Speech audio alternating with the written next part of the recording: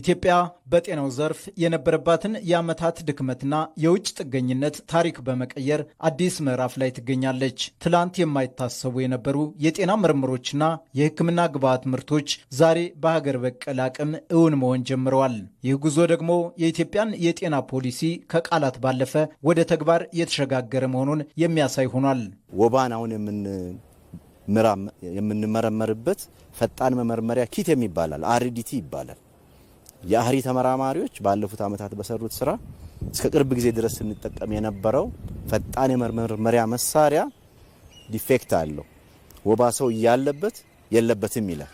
ይሄንን ያገኙት የአህሪ ተመራማሪዎች ናቸው። ይሄንን ምርምር ጽሁፋቸውን በታዋቂ ጆርናል ላይ ያሳትመዋል። ለጤና ሚኒስቴርም እንደ ፖሊሲ ግብዓት አቅርቦ የጤና ሚኒስቴር ይሄንን ምክር ሐሳብ ወስዶ ፖሊሲውን ቀይሮ አሁን የተሻለ የመመርመሪያ መሳሪያ ኢትዮጵያ ውስጥ እንዲመረት ከውጭ ሀገር እንዲገባ እያደረገ ይገኛል። የሀገርን ሉዓላዊነት በጤናው ዘርፍ ለማረጋገጥ ምርምር ወሳኝ ምሰሶ ነው። ኢትዮጵያ በአሁኑ ወቅት በጤና ምርምር ዘርፍ ራሷን ለመቻልና ከመድኃኒት እርዳታ ጥገኝነት ለመላቀቅ በርካታ ስራዎችን እያከናወነች ትገኛለች። ይህም ዘርፍ ከመድኃኒት ባሻገር የሕክምና መገልገያ መሳሪያዎችን በሀገር ውስጥ የማምረት አቅምን በማጎልበት ላይ ያተኩራል። የኢትዮጵያን ስም ከአትችልም ነጥሎ የተሸናፊነት ትርክትን ቀይሮ ዛሬ በቤተ ሙከራዎች ውስጥ የሚታዩ የፈጠራ ስራዎች ለዜጎች አዲስ ተስፋ እየሰነቁ ይገኛሉ። ብዙዎች ቫክሲን እናምርት አብረንም ከፈለጋችሁ በግልም ስንላቸው ኢትዮጵያ ለማምረት አትችልም ይሉ ነበር። እንደዚህ ያለው እውቀት ስላልነበረ ማለት ነው። አሁን ግን ያ ነገር ታሪክ ይመስለኛል።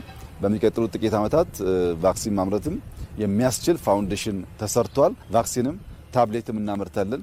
በመድኃኒት ራሳችንን ከቻል፣ በምግብ ራሳችንን ከቻል፣ በልብስ ራሳችንን ከቻል የተቀረው የሚከተል ስለሆነ የተሟላ ሉዓላዊነት ያረጋገጠች ሀገር ለማድረግ የሚያግዝ ይሆናል።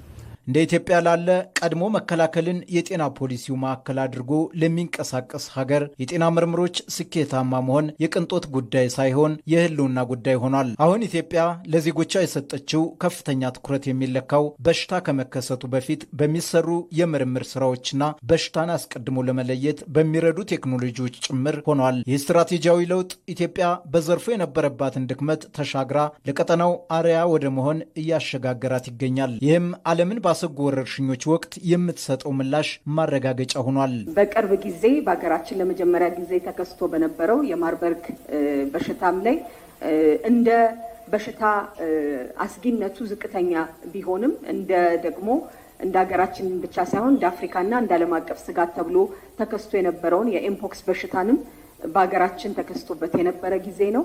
ይህ እንግዲህ በዓለም ያሉ ተላላፊ ነገሮች በሚጨምሩበት ከኮቪድ በኋላ ብዙ በሽታዎች በሚከሰቱበት ጊዜ በጣም መስራት የሚኖርብን መከላከል፣ ከዛ ደግሞ አክሞ የማዳንን አቅም መጨመር ነው።